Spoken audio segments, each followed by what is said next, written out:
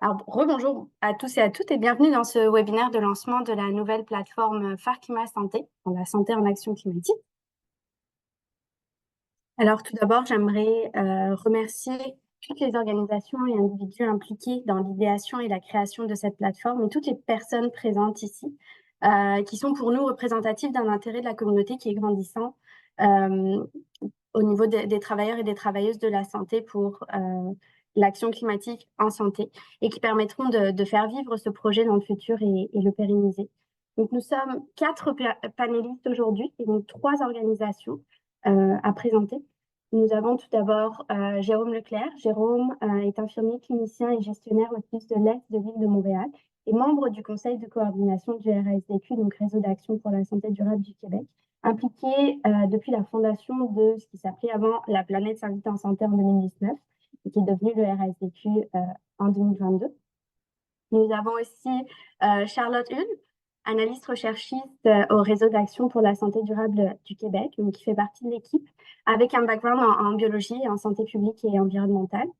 Et nous avons aussi un représentant du RNCREC, Regroupement national des conseils régionaux de l'environnement du Québec, donc Nicolas Valente, qui est responsable des communications. Et enfin, moi-même, Sarah Machan, je suis responsable de l'innovation pour la province du Québec, du projet Cascade, et coordonnatrice du comité pour un système de santé durable du réseau d'action pour la santé durable du Québec, avec moi-même un parcours en sciences biomédicales et santé environnementale. Donc, dans cette heure de webinaire, nous allons donc présenter les partenaires impliqués, les organisations partenaires, expliquer un petit peu la genèse de la plateforme, d'où ça vient, qui a été impliqué, comment ça s'est déroulé, décrire un petit peu finalement qu'est-ce que Phare Climat Santé, faire un tour du site web, montrer comment fonctionne l'intégration de fiches d'initiative, comment fonctionne le déploiement en fait. Et nous aurons quelques minutes pour des questions-réponses. Donc, dans la plateforme Zoom, vous avez la possibilité de poser vos questions dans le chat et dans la petite boîte questions et réponses, nous répondrons aux questions à la fin de la présentation. Alors, sans plus attendre, nous allons présenter les partenaires impliqués donc, depuis l'idéation et dans la création et développement de la plateforme Phare Climat. Je vais commencer par présenter Cascade. Donc, Cascade, c'est une initiative pluriannuelle de renforcement des capacités au niveau des soins de santé au Canada. Donc, il y a une volonté de catalyser l'action climatique en santé partout au Canada. Pour nous, les soins de santé durables, ce sont des soins de santé qui sont de haute qualité, à faible émission de carbone, qui sont résistants au climat avec des capacités d'adaptation importantes et durables, donc pérennes. Nous travaillons beaucoup avec les travailleurs et les travailleuses, donc en collaboration. On aime beaucoup la multidisciplinarité. Et nous avons 10 domaines d'action. Ça commence par l'amélioration de la qualité, l'approvisionnement, la mesure, la stratégie et la performance, les opérations et les infrastructures. Et au niveau des parcours de soins, on travaille beaucoup sur les soins primaires, soins périopératoires, la pharmacie, l'amélioration globale de santé avec des liens avec la santé publique et les spécialités cliniques.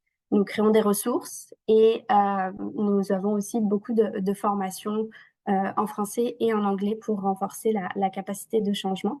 Et nos travaux se font en collaboration avec des créations de comités, de communautés de pratiques pour permettre à tout le monde de partager des initiatives qui sont inspirantes et durables.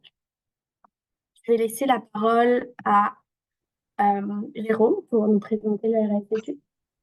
Oui, bonjour, bonjour tout le monde. Ça me fait vraiment plaisir d'être avec vous aujourd'hui. Donc, c'est quoi le réseau d'action? En fait, le réseau d'action, on vise la santé durable. Et puis, la santé durable, c'est de s'attaquer à la plus grande menace à la santé pour le 21e siècle. C'est l'OMS qui le dit. C'est peut-être la plus grande menace pour la santé, mais c'est également la plus grande opportunité d'améliorer la santé puis réduire les inégalités dans notre société. Donc, on cherche à mobiliser tous les acteurs qui tournent autour de la question de la santé. Et puis, pourquoi est-ce que c'est important de mobiliser les acteurs de la santé, pas seulement face à la crise climatique et aux impacts que ça va avoir sur notre santé, mais également parce qu'on y contribue. Le réseau de la santé au Québec, on estime que c'est entre 3 et 5 des GES de tout le Québec qui proviennent du réseau de la santé. Donc, il y a une incohérence parce qu'en fait, on a cette mission de ne pas nuire à la santé, d'améliorer la santé, mais en même temps, par nos actions, par la façon dont on dispose de nos actes cliniques, on contribue au changement climatique et donc aux impacts qu'on va devoir traiter par la suite. Donc, c'est avec cette vision-là que le réseau d'action euh, a été créé. Auparavant, la planète s'invite en santé, mais depuis bientôt 2 ans, le réseau d'action. Et puis, le réseau d'action, en fait, là, ça regroupe plus de 32 acteurs. Sarah, tu peux changer de slide. Donc, on a commencé avec une vingtaine d'organisations. On est rendu maintenant plus de 32. On continue à augmenter notre nombre d'organisations qui font partie du réseau d'action. Ça représente environ 180 000 professionnels et non professionnels de tout horizon. Donc, on regroupe des universités, des facultés de médecine, des établissements de santé comme le CIUS du Nord ou le CHU Sainte-Justine. On a des syndicats, on a des ordres professionnels, des organisations, des associations professionnelles, c'est des organismes là, liés plus au milieu environnemental. Donc, tous ensemble, en fait, notre but, le réseau d'action, c'est de faire un plaidoyer pour la santé durable, où est-ce qu'on outille les professionnels de la santé pour qu'ils puissent prendre des actions ambitieuses sur le plan environnemental, qui puissent changer leurs pratiques cliniques pour qu'on devienne exemplaire. Donc, voilà, c'est à peu près ça le réseau d'action puis on participe là, dans le fond, en collaboration avec Cascade et le réseau national des conseils régionaux en environnement du Québec, parce que je vais laisser Nicolas le présenter.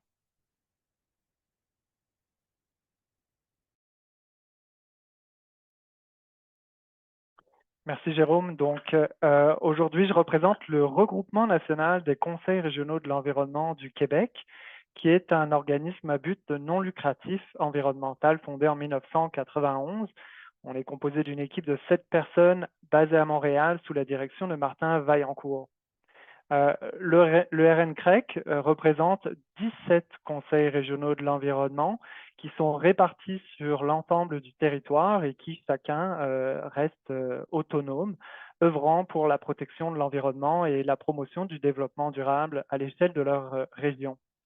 Le réseau rassemble de cette façon environ 220 professionnels aux expertises variées qui correspondent aux enjeux de leur région.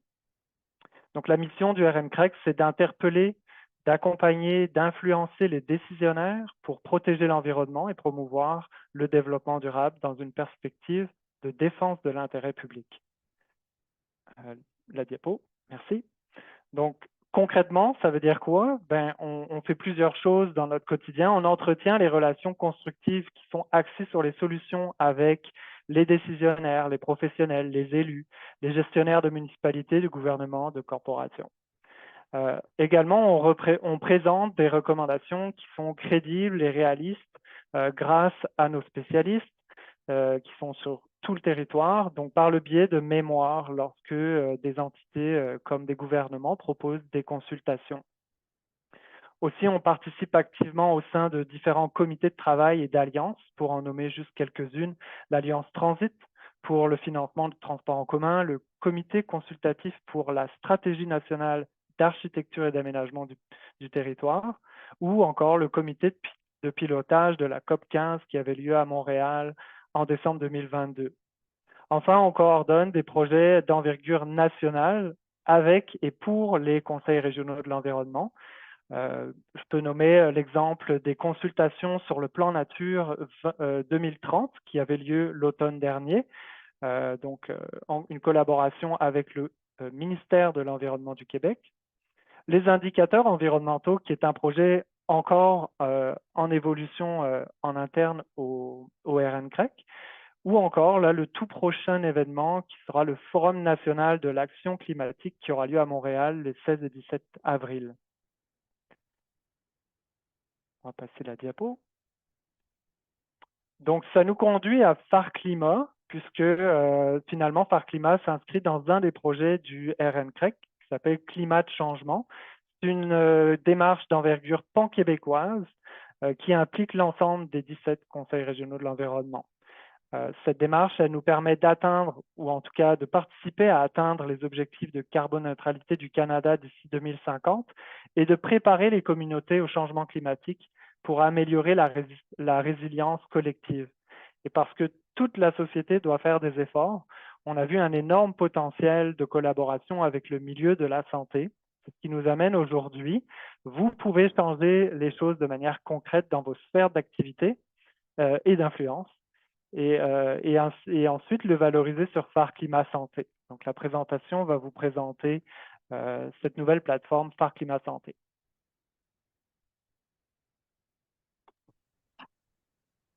Donc, avant de vous montrer le fruit de notre travail, on trouvait ça quand même important de vous raconter un peu d'où vient cette initiative-là qui est Fort Climat. Personnellement, moi, j'ai commencé à m'impliquer avec la planète Ça vite en santé en 2019 lors de sa création. Et on a commencé à collaborer avec différents acteurs du milieu de la santé et de l'environnement. Comme je disais tantôt, c'était des syndicats, des organismes environnementaux, des établissements de santé. On commençait à jaser un peu et il y a beaucoup d'acteurs, il y a beaucoup de personnes en fait qui se sentent interpellées par la question environnementale et la question de la santé, de voir comment est-ce que le réseau de la santé peut participer aux efforts de lutte au changement climatique. Et puis, au fil des discussions, il y avait beaucoup de bonne volonté, mais on trouvait qu'il manquait un peu de coordination ou qu'il y avait peu de plateformes d'échange, pas de moyens euh, de se rendre compte des différentes initiatives qui ont déjà lieu. On avait l'impression, des fois, de l'extérieur, qu'il n'y avait rien qui se passait, mais en fait, il y en avait. Moi, personnellement, je suis infirmier clinicien au CIUS de l'Est de l'île de Montréal et j'avais l'impression qu'il ne se passait rien dans mon CIUS.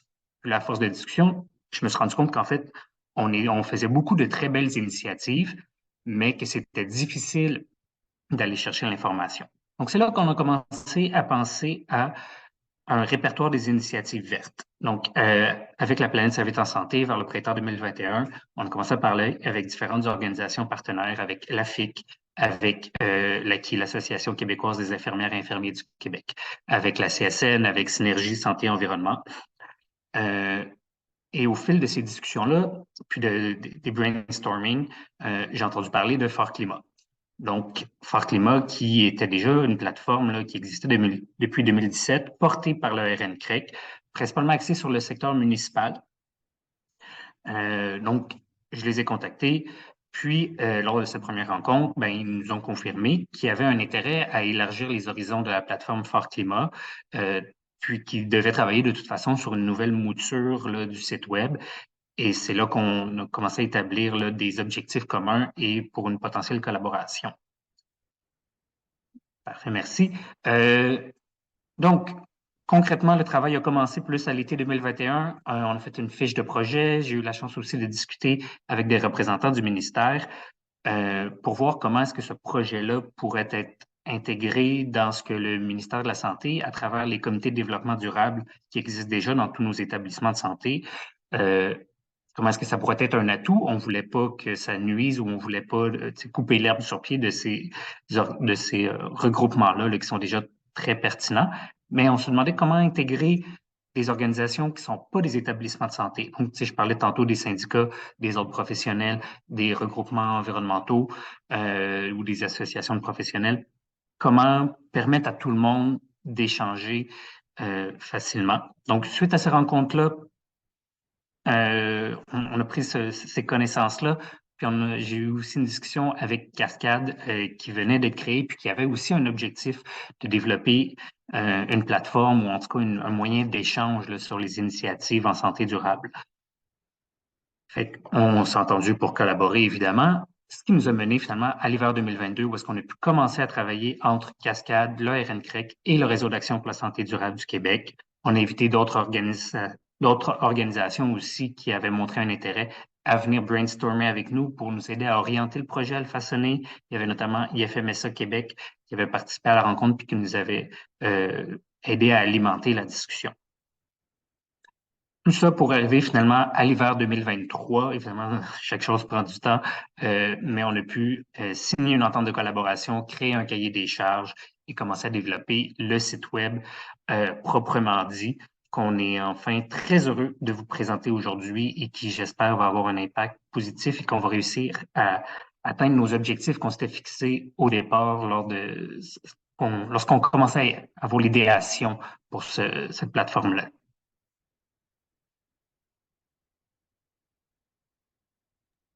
Merci Jérôme. Donc finalement, qu'est-ce que Phare Climat Santé? Phare Climat Santé, c'est une plateforme qui est tout d'abord collaborative et un répertoire des initiatives.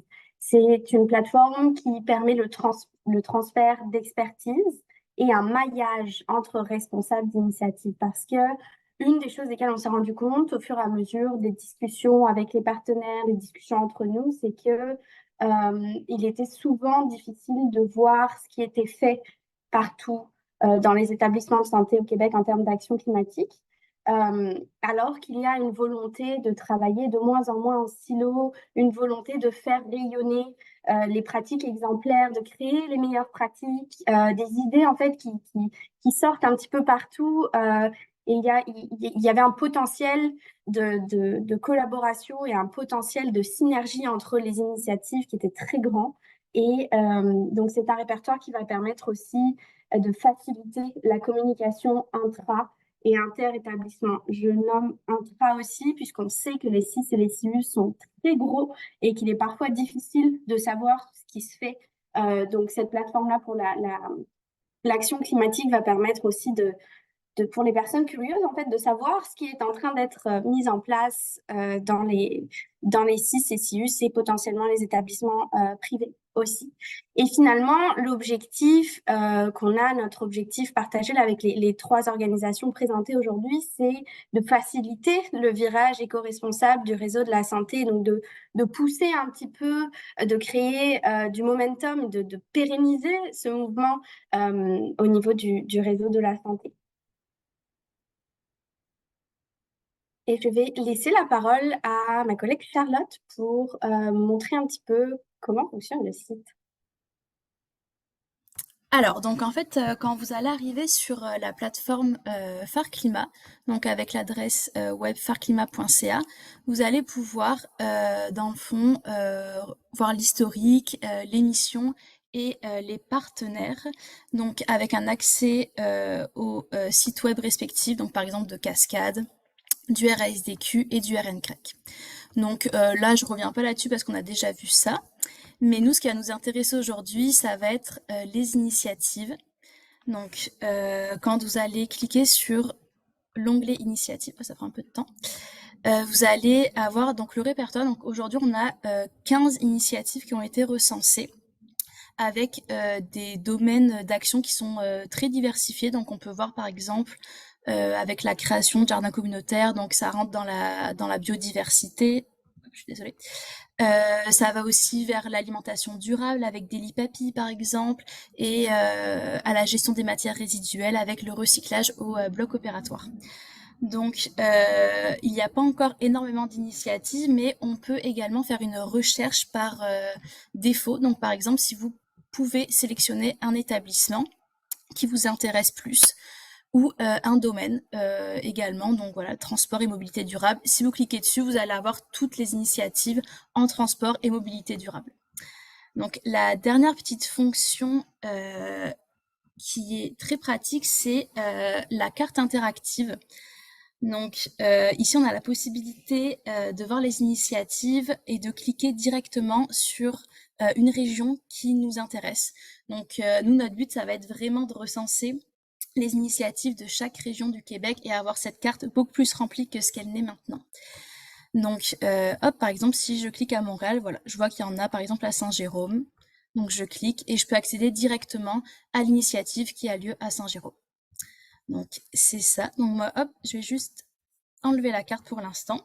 Et on va prendre un exemple, par exemple, de la fiche du recyclage au bloc opératoire. Donc, quand vous allez cliquer sur la fiche, hop, vous allez pouvoir identifier donc le titre de l'initiative, la région dans laquelle elle est établie.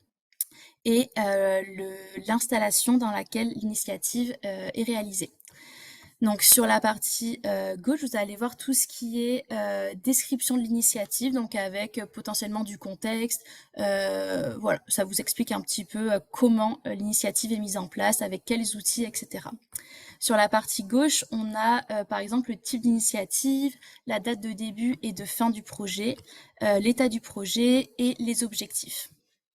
Quand on descend dans la fiche, on a une partie financement et partenaires, donc ici qui n'est pas remplie car elle n'est pas obligatoire, mais qui potentiellement pourra vous être utile à vous. On peut également regarder les directions qui sont responsables. Donc ici, par exemple, c'est le comité d'anesthésie et de l'environnement. On a également le nom du demandeur, donc ici c'est moi-même, mais ça peut être très utile pour pouvoir contacter la personne si vous avez des questions sur l'initiative ou si vous voulez par exemple mettre en place son initiative dans votre établissement. On a ensuite tout ce qui est retombées de l'initiative. Donc ici, c'est calculé au niveau des retombées environnementales. Mais quand on va faire un exemple de remplissage de fiches ensemble, vous allez voir qu'il y a plusieurs types de retombées et que ce sera à vous de sélectionner quelles retombées vous aimeriez mettre. Enfin, la dernière petite chose, ça va être le site web. Donc vous allez avoir la possibilité de mettre un site web ou donc de votre établissement, ou bien de mettre un article qui parle de votre initiative, par exemple. Ça peut être très intéressant. Donc là, on a la photo et vous pouvez également enregistrer la fiche au format PDF si vous voulez, par exemple, l'enregistrer ou l'imprimer. Donc, hop, je vais revenir à mon petit... Hop, ça. Donc, le dernier onglet qui est très important, ça va être celui de nous joindre. Donc, si jamais vous avez une question pour remplir une fiche ou si vous avez des difficultés ou autres, vous avez la possibilité de remplir ce petit formulaire avec nous, donc en mettant votre nom, votre courriel, votre message, et nous, on se fera un plaisir de vous répondre dans les plus brefs délais.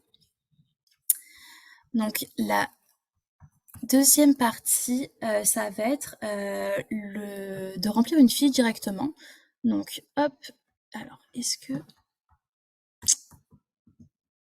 Hop, ça... Ah non, je peux pas. Alors, donc, tout d'abord, il faudra vous créer un compte. Donc là, vous avez l'onglet sur votre droite où est-ce qu'il va vous falloir seulement une adresse mail, votre nom, votre prénom, et votre compte sera créé. Donc, une fois que vous avez créé votre compte, vous allez pouvoir cliquer sur Publier l'initiative et vous allez directement arriver sur cette page-là. Donc, en fait, là, il va falloir des informations obligatoires. Donc, avant de remplir ça, soyez sûr que vous ayez bien le titre de l'initiative, les domaines d'action, l'adresse et le nom des établissements dans lesquels l'initiative est réalisée, les directions qui sont impliquées, potentiellement la date de début et de fin, et surtout la description et l'objectif de l'initiative.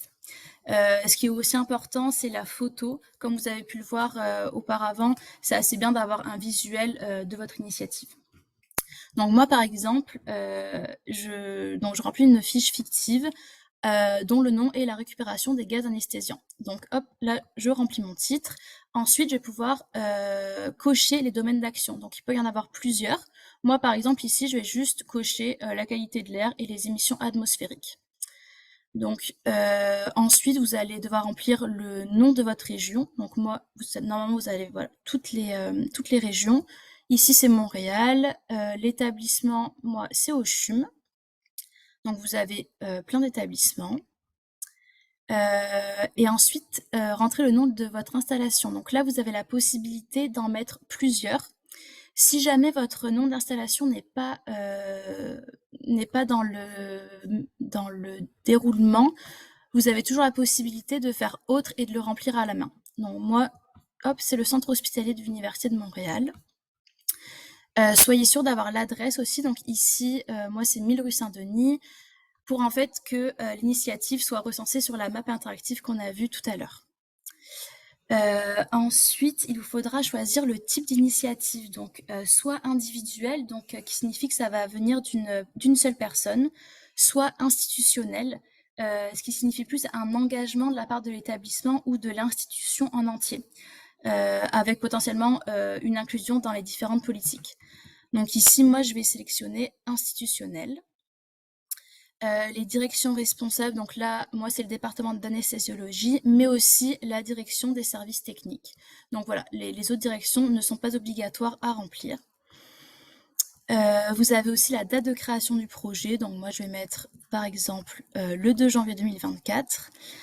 L'état du projet, c'est pareil, vous avez plusieurs possibilités, donc soit un projet pilote, soit un projet en phase, ou soit une modification permanente d'un processus ou d'une infrastructure. Donc là, moi je vais mettre que c'est une modification permanente. Par la suite, vous allez pouvoir remplir la date de fin du projet. Donc moi, vu que c'est une modification permanente, je vais juste mettre qu'il n'y a pas de fin. Ça peut aussi être le cas si vous n'avez pas d'informations à ce moment-là. Mettez qu'il n'y a pas de fin, comme ça vous pouvez toujours revenir sur votre fiche par la suite pour remplir potentiellement avec plus de détails. Donc une fois que ça c'est rempli, je vais juste aller à l'étape suivante. Où est-ce que c'est au niveau de la description de votre initiative. Donc là, vous allez pouvoir décrire votre projet en quelques lignes. Donc c'est assez libre et vous allez pouvoir mettre toutes les actions qui ont été entreprises, comment vous allez faire cela, quelle technique ça va impliquer, quel matériel vous allez utiliser, dans quel lieu vous allez mettre en place votre initiative, pourquoi ce projet a été mis en place. Vous pouvez également ajouter un petit peu de contexte par exemple. Donc, pour cet exemple, moi j'ai mis que par exemple, les gaz anesthésiants représentent X% de GES pour les établissements du Québec. Donc, dans un souci de réduire son empreinte écologique, le CHUM a mis en place une initiative pour récupérer et traiter les gaz. Pour ce faire, il va y avoir telle action qui vont être mises en place en collaboration avec tel partenaire et on va utiliser tel processus. Les résultats, donc ça c'est pas obligatoire parce que on s'imagine bien que si vous venez de mettre en place votre initiative, vous n'avez pas encore de résultats potentiellement, mais vous pouvez toujours revenir par la suite sur votre initiative et remplir au fur et à mesure. Donc moi là par exemple comme résultat j'ai mis que X pourcentage de desflurane avait été récupéré et retraité aujourd'hui en date du 17 janvier 2024. Les objectifs donc sont obligatoires, il peut y en avoir un ou plusieurs, dépendamment de ce que vous voulez mettre. Ils peuvent être qualitatifs ou quantitatifs. Moi personnellement, j'ai mis que je voulais réduire la consommation de gaz anesthésien de X pourcentage pour l'année 2024 par exemple. À la suite de ça, vous allez pouvoir remplir aussi le site web. Donc, comme on a vu dans les fiches, soit un site qui réfère directement à votre installation de santé, à votre établissement de santé, ou ça peut être aussi, par exemple, un article qui a parlé de votre initiative. Donc, c'est ça, la section des objectifs. Donc ça, c'est juste si vous avez, par exemple, un document qui a été circulé à l'interne, vous pouvez le mettre ici, c'est pas obligatoire bien sûr. Ensuite, il y a la photo. Donc ça, si vous avez une photo précise du projet, c'est toujours excellent d'avoir vraiment une image qui puisse illustrer votre initiative. C'est pas obligatoire, mais on vous le conseille. Nous, on va pouvoir rajouter une image si jamais vous en avez pas. Bien sûr, des images libres de droit si possible. Donc ça, c'est voilà. Si vous avez plusieurs photos, n'hésitez pas à les mettre. Ça fait toujours, ça met toujours du poids dans l'initiative. Et la dernière section de cette page, ça va être les retombées environnementales. Donc, moi ici, j'ai mis qu'il y avait X tonnes, par exemple, d'équivalent CO2 qui ont été sauvés, mais vous pouvez également avoir des retombées au niveau de la santé, au niveau social, au niveau économique. Si votre retombée ne tombe pas dans ces catégories-là, vous avez toujours la possibilité de mettre dans la catégorie autres retombées. Encore une fois, si votre initiative est assez nouvelle, vous pouvez toujours revenir sur votre initiative et compléter au fur et à mesure. Donc, une fois que ça s'est rempli, vous passez à l'étape suivante et les 3 dernières étapes sont un petit peu plus rapides à remplir. Donc, la 3e étape, c'est exclusivement sur le financement. Donc, rien n'est obligatoire dans cette section. Pour nous, on a décidé de remplir, par exemple, le coût de l'initiative qui nous a coûté 100 000 $. Vous avez la possibilité de mettre le ou les bailleurs de fonds si vous en avez. Donc ici, par exemple, j'ai mis que c'était le Fonds de développement durable du CHUM qui m'avait octroyé un montant de 150 000 $. Vous avez également la possibilité de mettre la période de retour sur investissement. Donc là, on a mis 1 an. Mais c'est ça. Si vous n'avez pas ces informations-là, c'est pas grave, remplissez quand même les fiches. Là, on va vous demander les coordonnées du demandeur. Donc, elles sont pas destinées à un usage, à être diffusées en fait, mais à un usage interne si on a des questions, nous, pour vous, donc pour vous demander par exemple plus d'informations ou quoi que ce soit. Donc, juste remplir votre nom, votre prénom et votre adresse mail où est-ce qu'on puisse vous joindre.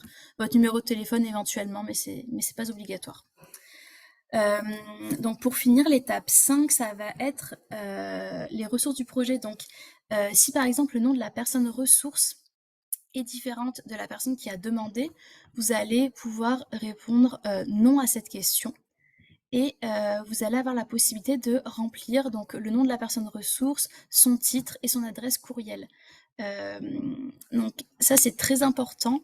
Et cette dernière petite question va être également très importante parce que ça va autoriser ou non la plateforme à diffuser le nom et les coordonnées de cette personne-là. Donc nous, on conseille toujours de le faire parce que c'est vraiment une plateforme qui est faite pour que les porteurs d'initiatives puissent rentrer en contact les uns avec les autres.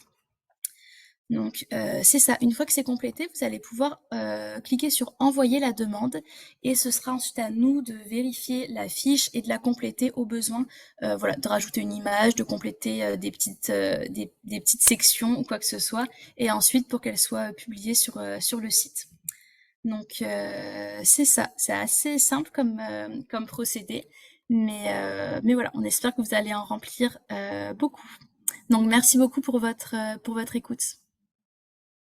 Merci Charlotte. Je vais repartager mon écran simplement pour revenir sur les informations desquelles vous allez avoir besoin pour remplir la fiche d'initiative. Donc les informations à prévoir à l'avance. Donc comme vous avez vu, il y a certaines parties du formulaire qui sont obligatoires, puis certaines qui sont très utiles. Alors je laisse mon écran ici, que je laisse partager. Donc je vais juste répéter ce que Charlotte a dit. Ça va être important d'avoir une personne ressource, le nom d'initiative, le type, le domaine d'action. Donc, on a plusieurs domaines d'action disponibles sur le site Internet. On a essayé de faire en sorte à ce que ces domaines d'action soient le plus représentatifs possible de ce qui est fait actuellement dans le domaine de l'action climatique en santé.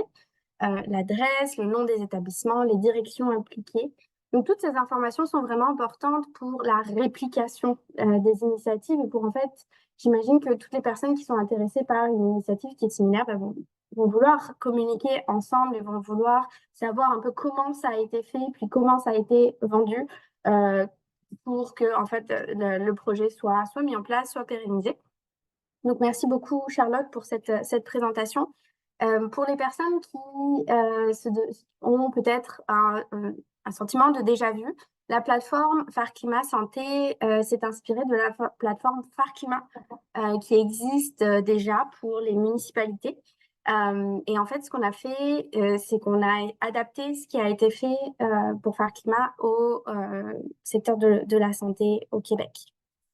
Donc voilà, merci beaucoup à tous et à toutes. On a maintenant quelques minutes pour répondre aux questions.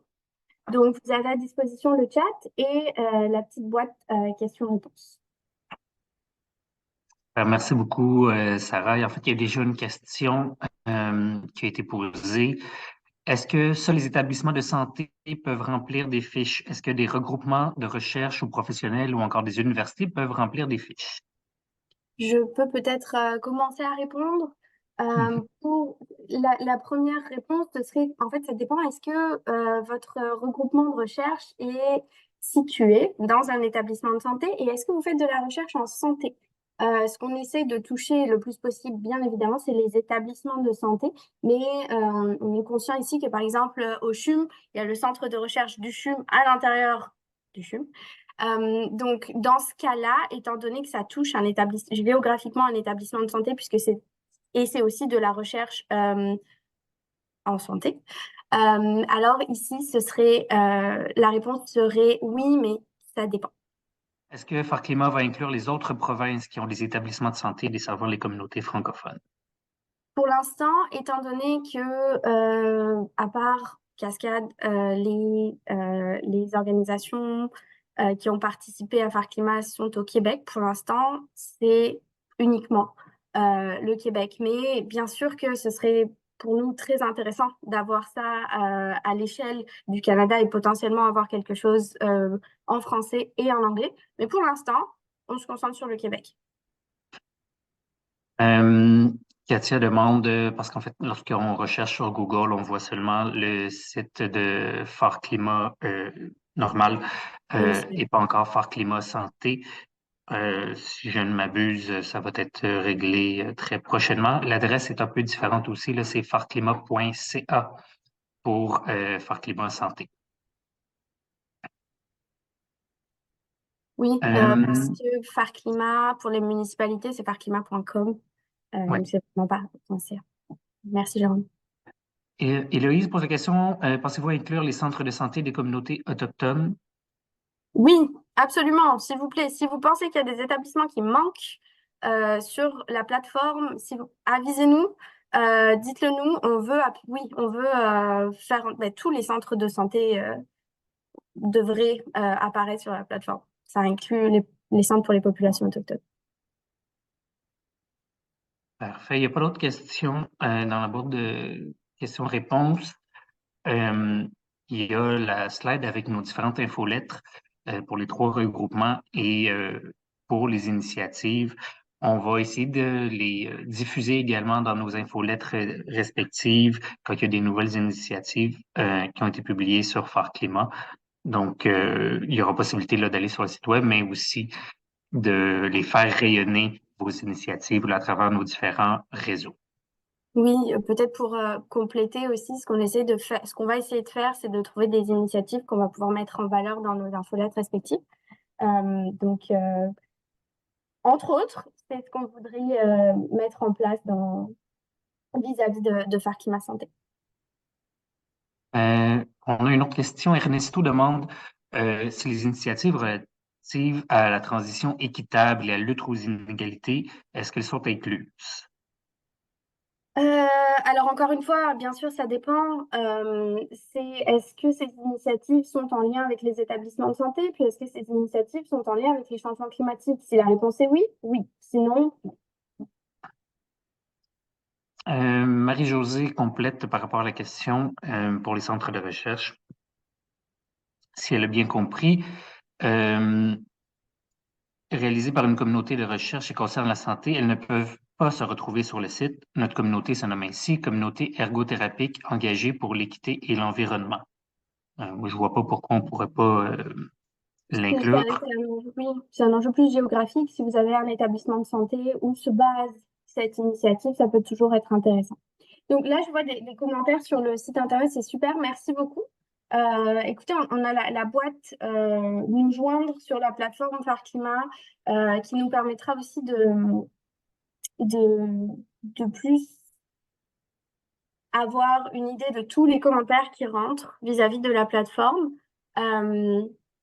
Donc, merci. Je vous invite à nous contacter avec vos recommandations, suggestions, feedback généraux.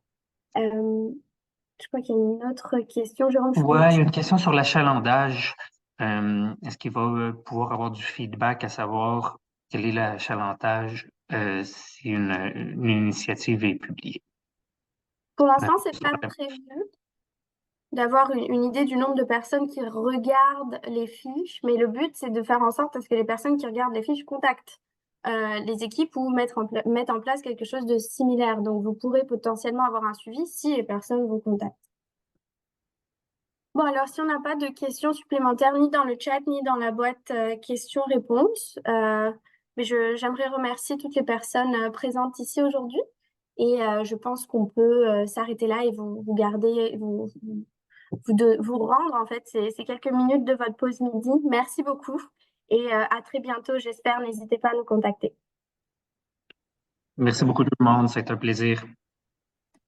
Merci beaucoup.